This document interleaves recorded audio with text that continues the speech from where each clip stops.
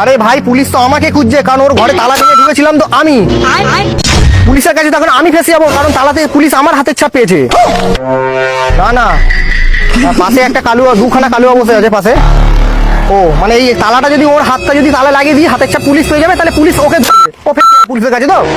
Thank you ভাই। আচ্ছা ঠিক আছে, ফোনটা রাখ, ভয় পাবে না। শোনো না, তোমার হাতটা দাও, তোমার হাতটা তালাতে দাও, তালাতে দাও, তোমার হাতটা তালায় দাও, ফেসে যাবো পুলিশের কাছে, পুলিশের কাছে ফেসে যাবো। তুমি তালাটা দাও, কি হলো, হাতের ছাপ দাও, হাতের ছাপ দাও, আমি ফেসে যাবে। পুলিশের কাছে। আরে বাবা, এটা তো ফাইন জায়গা, একটা পিকচার তুলে দাও। আচ্ছা দাও।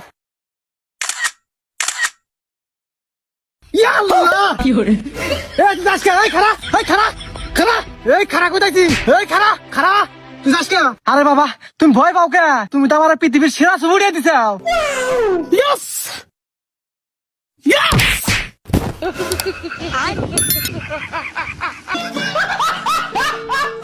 চাচা, আপনার তো খুব কষ্ট হচ্ছে, আমি কি আপনার উঠাই দেবো?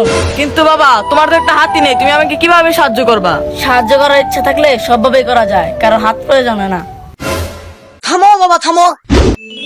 আমি হচ্ছে একটা সন্ন্যাসী বাবা, বল তুই আমার কাছে কি চাস? তুই তো মহান, টাকা চাস নাকি তোর দুই হাত সমান সমান চাস?